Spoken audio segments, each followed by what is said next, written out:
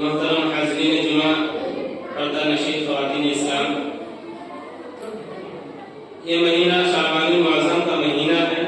بہت جلد یہ مہینہ ہم سے رخصت ہونے والا ہے۔ آنے والا مہینہ جو ہوگا رمضان المبارک کا مہینہ ہوگا۔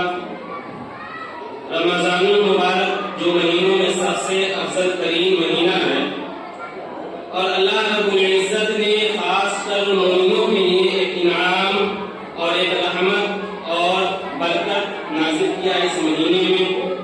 اللہ رب العالمین سے دعا کیجیے کہ بارے الہ ہمیں اس مہینے میں زندہ رکھے، اور زندہ رکھنے کے ساتھ ساتھ اللہ رب العزت ہمیں روزہ رکھنے اور تلاوت کرنے، الغرض یہ کہ تمام وہ اعمال حسنہ کرنے کی توفیق عنایت فرمائے جس اعمال کا مطالبہ یہ مہینہ یہ رمضان ہم سے کرتا ہے۔ اللہ رب العزت نے قرآن کریم میں ارشاد فرمایا، یا ایھا الذین آمنوا کتب علیکم الصیام، کہ اے ایمان والو، اے مسلمانوں، تمہارے اوپر روزہ کو فرض کر دیا گیا ہے۔ یا ایھا الذین آمنوا کتب علیکم الصیام کما کتب علی الذین من قبلکم لعلکم تتقون، جیسا کہ تم سے پہلے لوگوں پر فرض کیا گیا تھا، کیوں؟ لعلکم تتقون، تاکہ تم متقی بن جاؤ، پرہیزگار بن جاؤ۔ اس کے بعد اللہ تعالی نے کہا ایام معدودات، یاد رکھیں یہ جو رمضان کا مہینہ ہے اس میں گنتی کے چند ایام ہیں۔ فمن کان منکم مریضا او علی سفر فعدۃ من ایام اخر، جو بندے مومن مرد ہو یا عورت اس ماہ مبارک میں اگر سفر کرتا ہو یا بیمار ہو تو وہ بعد میں روزہ کو پورا کر سکتا ہے۔ یہ آیت کریمہ ہے اور یہ اس کا ترجمہ ہے۔ ان آیت کریمہ سے ہمیں جو بات سمجھ میں آئی وہ یہ کہ رمضان المبارک کا روزہ رکھنا فرض ہے، اس کے لیے ہر عاقل بالغ مرد عورتوں کے لیے۔ اب جو بندے مومن اس عمل کو کرتا ہے، روزہ کو رکھتا ہے، تو نمبر 1 پر اللہ رب العالمین کی اطاعت کو بجا لاتا ہے، اللہ رب العالمین کی آیتوں کو، اللہ رب العالمین کے اس کلام کو، اس فرمان کو مانتا ہے۔ اسی کے ساتھ ساتھ اگر وہ روزہ رکھتا ہے تو اس کا شمار متقیوں میں ہوتا ہے، پرہیزگار لوگوں میں ہوتا ہے، جس کو اللہ رب العالمین پسند فرماتا ہے۔ چند مسائل اس کے ساتھ بھی سنیں۔ اللہ رب العزت نے کہا کہ جو بندے مومن اس ماہ مبارک میں سفر کرتا ہے یا بیمار ہے تو اس کو چاہیے کہ وہ روزہ کو موقت کر کے نہ رکھے، بلکہ بعد والے آنے والے دنوں میں روزہ کو کیا کرے، رکھ لے۔ یہ گنجائش آپ کو قرآن کریم سے مل رہی ہے۔ شریعت اسلامیہ جناب محمد علیہ صلی اللہ علیہ وسلم کی جو تعلیمات ہے اس سے یہ فرصت اور یہ مہلت مل رہی ہے۔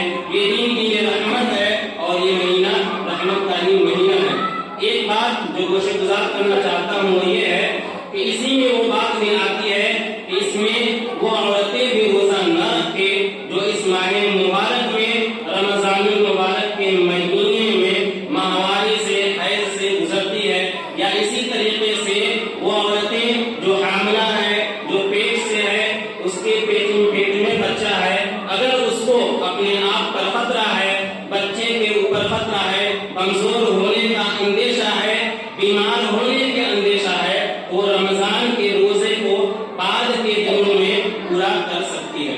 اس کے علاوہ وہ مرد یا وہ خواتین جو دائمی طور پر بیمار ہے، وہ مرد حضرات ہو چاہے عورتیں ہوں، وہ جو دائمی طور پر ہمیشہ کے لیے بیمار ہے، مجبور ہے، ان کی عمر زیادہ ہو گئی ہے، اسی طریقے سے مرد ہے تو ان کی عمر زیادہ ہو چکی ہے، بڑھاپے کو پار کر رہے ہیں، لاغر اور کمزور ہے، بدن میں طاقت اور قوت کی کمی ہے، تو وہ ایسے حضرات اور ایسی عورتیں بھی بعد میں روزہ رکھیں گی۔ یہ قرآن کریم کی آیت کریمہ ہے اور اس سے جو چند باتیں سمجھ میں آتی ہے اس کو میں آپ کے سامنے پیش کیا ہوں۔ ایک بات ابھی جو چند روز پہلے علماء کرام آئے تھے اور ایک پرچے کے ذریعے ایک بات پوچھی گئی تھی کہ عام طور پر اس میں جو لکھا تھا اس کو جو بڑھا چڑھا کر جواب دیا گیا، اس کا خلاصہ کلام یہ تھا کہ یہاں کچھ عورتیں، یا یہ کہہ لیجیے کہ عورتوں میں کچھ جو ہے ان کے یہاں یہ عادت ہے، جاہلانہ طور پر ہو یا غلط ان کے یہاں رسم و رواج بن چکا ہے، جو بھی کریں گے کہ جب وہ حیض سے فارغ ہوتی ہیں تو ایک روز نہیں بلکہ 1، 2، 3 تو کیا یہ صحیح ہے؟ یہ سوال ادھر سے آیا. تو اس کا جواب یہ ہے کہ جب وہ حیض کی مدت سے گزر چکی ہیں، ان کا دین مکمل ہو چکا ہے، عادت کے طور پر بعض عورتوں کی عادت ہوتی ہے 3 دن، کسی کا 4، کسی کا 5، تو اس طریقے سے جس کی جتنی عادت ہے، جس روز یہ ختم ہو جائے اب حیض کا خون آنا بند ہو چکا ہے، اس دن وہ غسل کرے گی. اگر اس کو گنجائش ہے، سردی کا موسم ہے، شام میں نہیں نہا سکتی ہے، صبح میں نہائیں گی، یا گرمی ہے شام میں نہانے کی گنجائش ہے، بیماری کا خدشہ نہیں ہے، تو شام میں غسل کر کے وہ نماز پڑھنا شروع کر دیں گی اسی دن سے. لیکن یہاں یہ بات سننے کو آئے کہ نہیں، ایک دن نہیں، دل نہیں مانتا ہے، دل نہیں بنتا ہے، آج ہم پاک نہیں ہوئے، کل پھر نہائیں گے، پھر بھی پاک نہیں ہوئے، پھر پرسوں پھر نہائیں گے، تب جا کے اطمینان ہو رہا ہے اب ہم پاک ہو گئے. تو میرے بھائیوں اور بہنیں، اس بات کو غور سے آپ سنیں کہ یہ آپ کا طریقہ غلط ہے، یہ طریقہ قرآن و سنت کے خلاف ہے، نبی اکرم صلی اللہ علیہ وسلم کے فرمان کے خلاف ہے. آپ اس کو اچھا تصور کر رہے ہیں، یہ اچھا نہیں ہے، یہ غلط ہے. آپ اپنے آپ میں اسلام میں کمی نکال رہی ہے. اسلام نے یہ ضابطہ دیا ہے، مرد ہے اگر جنبی ہو گیا تو وہ غسل جنابت کرے گا، عورت ہے اگر وہ جنبی ہو گئی یا حیض کی مدت سے گزرنے کے بعد وہ بھی غسل کرے گی، ایک مرتبہ غسل کرے گی اور وہ پاک اور صاف ہو جائے گی. اس کا طریقہ وہی ہے جو اس سے پہلے بھی بتایا جا چکا ہے کہ آدمی کیا ہے کہ نہانے سے پہلے جس جگہ گندگی لگی ہو وہ کپڑے کو، اس بدن کے حصے کو بہترین طریقے سے صابن سے، مٹی سے دھل لے. اس کے بعد یہ ہے کہ وضو بنا لے. وضو ویسے ہی بنانا ہے جیسے آدمی نماز کے لیے وضو بناتا ہے. اس کے بعد پانی اپنے بدن پہ ڈالے دائیں طرف سے اور بدن کو مل کر نہائے. اور آج کل تو بہت آسانی کے ساتھ آدمی بہت کم پانی میں بہت اچھے انداز میں غسل کر لیتا ہے. صابن ہے ہر آدمی کے یہاں مہیا دستیاب ہے، کوئی نہا لیتا ہے. بہت کم پانی میں بدن کے پورے حصے تک کیا ہے کہ تر ہو جاتا ہے، پانی پہنچ جاتا ہے. اب پہلی والی بات نہیں ہے کہ پانی کم ہے اور صابن نہیں، اب بہت فراوانی ہے الحمدللہ. تو اس طریقے سے آپ یاد رکھیں، رمضان ہو یا غیر رمضان ہو، جس دن طہارت حاصل کرنا ہو محض ایک مرتبہ، اس کے بعد اگر آپ نہیں مانتے ہیں تو آپ جانے، آپ کا اعمال جانے، کل قیامت کے لیے اللہ ہم سے یا کسی سے بھی یہاں طلبا سے نہیں پوچھے گا کہ یہ رمضان میں 3 روزہ چھوڑ دی اس غلط فہمی میں یا اس جہالت میں کہ ہم آج حیض سے پاک ہوئے ہیں اور 3 دن تک مسجد میں نہاتے رہیں گے، روزہ چھوڑتے رہیں گے. نہیں، بلکہ ایک دن ایک مرتبہ غسل کرنا ہے، اس کے بعد سے نماز شروع کر دینا ہے، روزہ رکھنا شروع کر دینا. یہ چند باتیں تھیں. اللہ رب العالمین دعا کہ اللہ رب العزت ہمیں سمجھ کی توفیق عنایت فرمائے، آمین.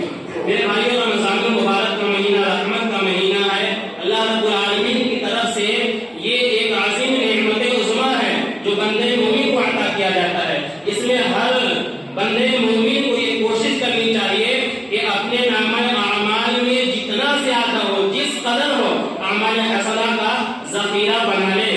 کل قیامت کے دن یہ روزہ آپ کو اللہ رب العالمین کے سامنے سفارش کے طور پر یہ پیش کرے گا. روزہ کہے گا یا اللہ یہ بندہ رمضان میں روزہ رکھا تھا، بھوک اور پیاس کو محض اس لیے برداشت کیا تھا کہ میرے رب کا فرمان ہے، رب کا حکم ہے، اور اس میں اللہ رب العالمین روزداروں کو انعام سے نوازتا ہے. اسی طریقے سے میرے بھائیوں، قرآن مجید اللہ رب العالمین کی بارگاہ میں آپ کی شفاعت کرے گا اور قرآن میں کہے گا کہ یہ وہ آدمی ہے جو رمضان میں روزہ رکھنے کے باوجود بھوک اور پیاس کی شدت کو برداشت کر کے زبان سوکھ جایا کرتی تھی، ہوٹ سوکھ جایا کرتا تھا، لیکن اس کے باوجود بہت زیادہ کثرت سے تلاوت کیا کرتا تھا. اے اللہ اس کی بخشش کر دے، اللہ اس کو بخش دے. لہذا ایسے بندے مومن کی بخشش کی جائے گی جو رمضان میں روزے کی حالت میں کثرت سے قرآن کریم کی تلاوت کرتا ہو. اور جانتے ہیں خوش نصیبی کی بات یہ ہے کہ نبی اکرم صلی اللہ علیہ وسلم نے ارشاد فرمایا کہ ایک آدمی جب ایک مرتبہ کوئی نیکی کا کام کرتا ہے اسے ایک نیکی ملتی ہے اور اس کو 10 تک بڑھا دیا جاتا ہے. یہ لیکن رمضان المبارک کا ایک ایسا مہینہ ہے اس میں اللہ ایک کو 10 نہیں 10 سے بلکہ 700 گنا تک بڑھا دیتا ہے. اور آگے اللہ نے کہا الصوم لی وانا اجزی بہ، کہ رمضان میں جو بندے مومن روزہ رکھتا ہے وہ اس غلط فہمی میں نہ رہے کہ ایک روزے کا ثواب 1 یا 10 یا 700 گنا ہو، نہیں، بلکہ الصوم لی وانا اجزی بہ، بندہ روزہ میرے لیے رکھتا ہے اور اس کو اجر عظیم سے میں نوازوں گا. وہ میرے اوپر ہے کہ میں اس کو کتنا اس پہ اجر عنایت نے کہا یا سوملی وانا اجزی به، بندہ مومن جب روزہ رکھتا ہے تو اللہ رب العالمین کو یہ عمل بہت قبول ہے اور بہت اچھا لگتا ہے. اور رمضان میں سب سے عمدہ عمل میرے بھائیوں روزہ رکھنا ہی ہے. اگر آپ روزہ رکھ لیتے ہیں اس کے بعد یہ تمام کام انجام دیتے ہیں تو قابل قبول ہے. اور اگر روزہ نہیں رکھتے ہیں اور اگر روزہ نہ رکھ کر کے کوئی آدمی قیام اللیل کر لے، تراویح پڑھ لے، روزہ نہ رکھنے کے باوجود تلاوت کرے، روزہ نہ رکھنے کے باوجود صدقہ و خیرات کرے، کیا قابل قبول ہے؟ تو اس کا جواب ہوا نہیں. اگر اللہ نے استطاعت دے رکھی ہے، طاقت ہے، قوت ہے، فراوانی ہے تو پھر وہ روزہ رکھ سکتا ہے، اس کے لیے فرض ہے. اگر روزہ نہیں رکھا ہے چاہے جتنا وہ اعمال کر لے کوئی بھی قابل قبول نہیں ہے. یہ مہینہ ہے اس میں پیارے نبی صلی اللہ علیہ وسلم کے بارے میں ارشاد آیا ہے کہ اجود الناس بالخیر، کہ لوگوں میں سب سے زیادہ سخی نبی اکرم صلی اللہ علیہ وسلم کی ذات گرامی تھی. اور اللہ کے نبی صلی اللہ علیہ وسلم یہ کام رمضان میں سب سے زیادہ کیا کرتے تھے. اس سے پتہ کیا چلا؟ اس سے پتہ یہ چلا کہ جہاں نیکی کو بڑھا دیا جاتا ہے وہیں پر نبی اکرم صلی اللہ علیہ وسلم کی عادت شریفہ اور آپ صلی اللہ علیہ وسلم کی عادت یہ تھی کہ آپ رمضان المبارک میں بہت زیادہ صدقہ کرتے تھے، سخاوت سے کام لیتے تھے. ہمیں بھی یہ بات پہنچی تو ہمیں بھی چاہیے کہ ہم رمضان میں زیادہ سے زیادہ صدقہ اور خیرات کریں. اور جانتے ہیں جب آپ رمضان میں صدقہ کریں گے تو دیگر مہینوں سے زیادہ آپ کو ثواب ملے گا. اور ایک بات یہ کرنے کی لائق ہے وہ یہ ہے کہ ہم صدقہ کریں، خیرات کریں، اپنے مال کی رقم نکالیں، لوگوں کو دیں، لیکن یہ بات بھی خیال میں ہونی چاہیے کہ کس کو دیں. ہم اپنا پیسہ محنت کا کمایا ہوا خون پسینہ بہا کر ایک آدمی مزدوری کر کے دکانداری کر کے کہیں نوکری کر کے پیسہ کما کر لاتا ہے اور بغیر فکر کیے ہوئے آنکھ بند کر کے یہ کہہ کر کے کہ کوئی بھی ہے تو کیا ہوا مانگنے آیا دیتی نہیں. یہ بات غلط ہے. کوئی بھی آئے تو نہیں دینا ہے بلکہ ایسے لوگوں تک پہنچانا ہے جو اس کے حقدار ہیں، جو آپ کے خاندان میں ہیں، جو آپ کے رشتے دار میں ہیں، جو آپ کے محلے میں ہیں اور جو آپ کے گاؤں میں ہیں. یہ ترتیب بنتی ہے لوگوں کو دینے کی. سب سے پہلے جو آپ کے خاندان کے ہیں، جو آپ کے رشتے دار کے ہیں، اس کے بعد جو آپ کے محلے کے ہیں، اس کے بعد جو آپ کے گاؤں کے ہیں. تو کیا باہر والے کو نہیں دینا ہے؟ لیکن ایسے لوگوں کو دینا ہے جو اس کا مستحق ہے.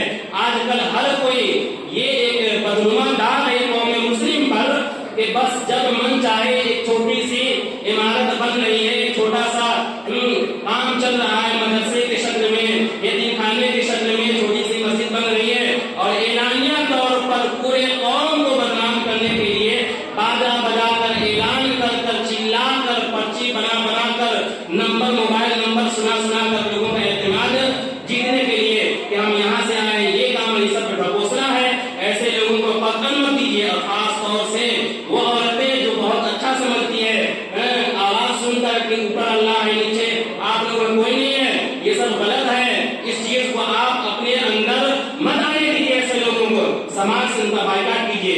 یہ لوگ پورے قوم مسلم کو بدنام کرنے والے ہیں. آپ کو پتا ہے جو آپ کے در پہ آپ کے دروازے پر مانگنے کے لیے آ رہا ہے، آپ آنکھ بند کر کے یہ سوچ کے دے رہے ہیں کہ مانگنے والا آیا دے دیے کیا ہوا، لیکن آپ کو معلوم نہیں ہے وہ آپ کے خلاف بھی ہو سکتا ہے. آپ کو معلوم نہیں ہے اس کا یہ تجارت اور پیشہ ہو چکا ہے، وہ اس کا مستحق نہیں ہے. اس کا مستحق وہ ہے جو گاؤں میں یتیم ہے.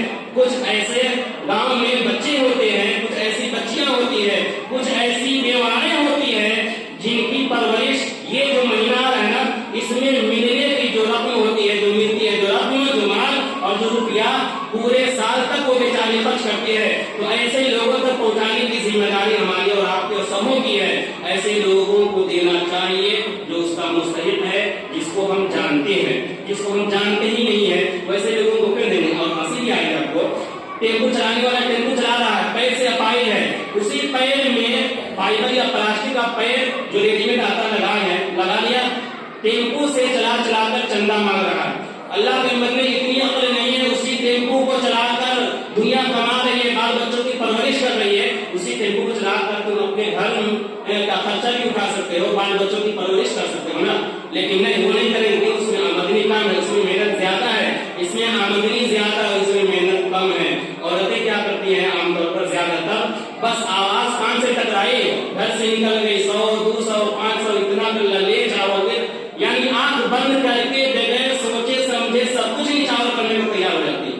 इतना मतलब ऐलान किया जा रहा है, बार बार ऐलान किया जा रहा है। आपके गाँव में 15 लाख की जमीन खरीदी गई है अल्हम्दुलिल्लाह। उसके लिए इस गाँव के एक फर्द के बारे में भी आप जानते हैं कि कहीं गया है, कहीं किसी बस्ती में किसी शहर में चंदा के लिए नहीं गया। और मेरे गाँव की बात है अल्हम्दुलिल्लाह, सुबह 40 लाख से जायद मस्जिद में खर्च हो चुका। कहाँ लोग गए मुंबई कलकत्ता कहीं मांगने के लिए किसी से। आज एक आदमी आया चंदा मांगा, कहाँ से आया फला जगह, कितने लोग हैं तो बहुत दुनिया बाकी है। फिर वहां से चंदा लिए क्यों आया, बस प्लास्टर का काम।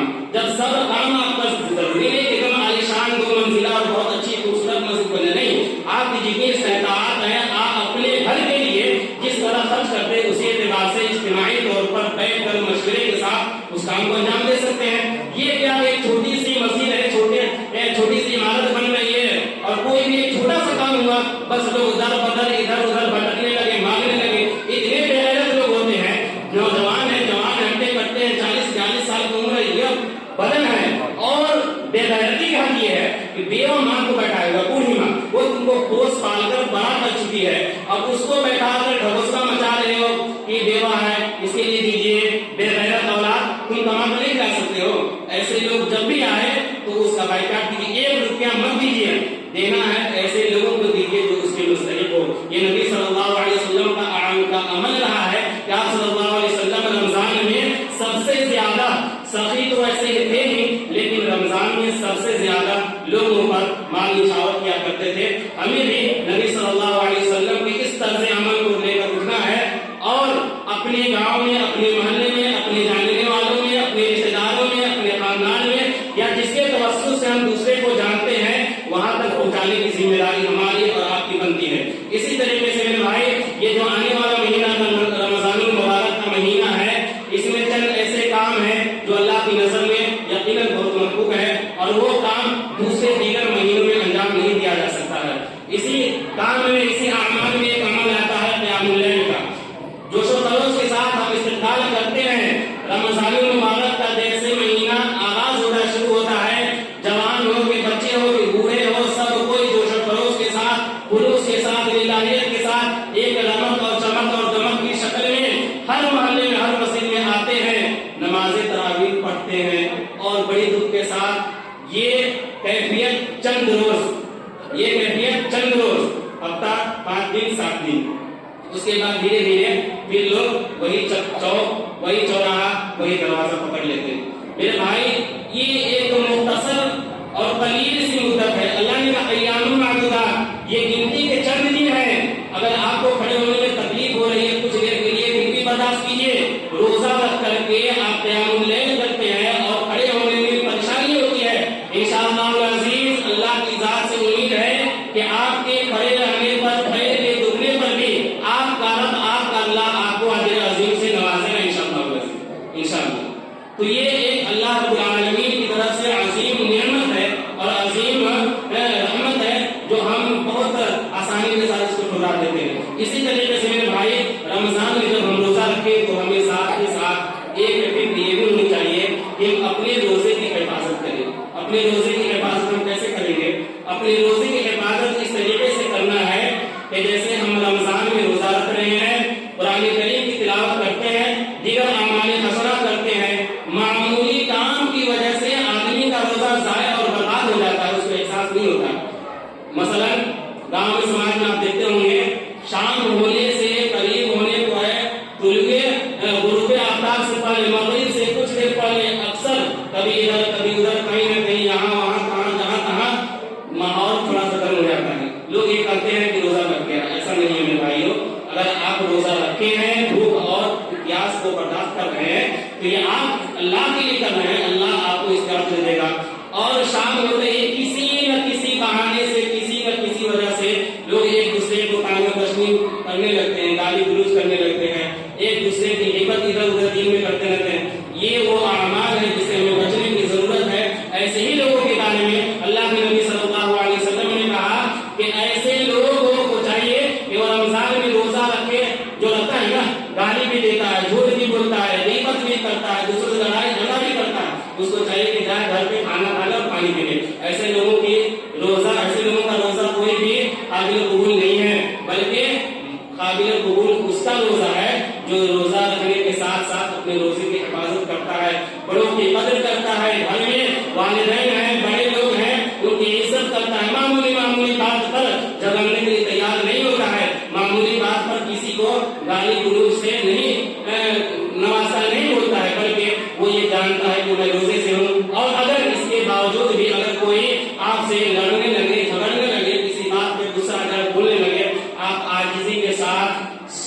کا مظاہرہ کرتے ہوئے اس سے یہ کہہ دیجئے کہ میں روزے سے ہوں۔ جب بندے مومن یہ عمل ظاہر کرتا ہے سامنے والا ٹھنڈا جاتا ہے، اور یہ حکم ملا ہے ہمیں نبی اکرم صلی اللہ علیہ وسلم کی ارشادات سے، اگر کوئی کچھ بولے تو آپ یہ کہیں کہ میں روزے سے ہوں، آپ نہ بولے چند منٹ بولے گا، چلائے گا، پھر واپس چلا جائے گا۔ تو روزے کی حفاظت بھی کرنی ہے اور روزے کا اہتمام بھی کرنا ہے، دوسروں کا خاص خیال بھی رکھنا ہے۔ اللہ رب العالمین سے دعا ہے کہ بارے الہ ہم نے جو باتیں کہی جو سنے اس پہ عمل کی توفیق عنایت فرمائے۔ اللہ رب العالمین ہم سبوں کو روزہ رکھنے کی توفیق عنایت فرمائے، زیادہ سے زیادہ کثرت کے ساتھ تلاوت قرآن کریم کی توفیق عنایت فرمائے۔ اللہ رب العالمین ہمیں اس مہینے میں خاص کر دوسروں کا خیال رکھنے کی توفیق عنایت فرمائے۔ آمین۔ وآخر دعوانا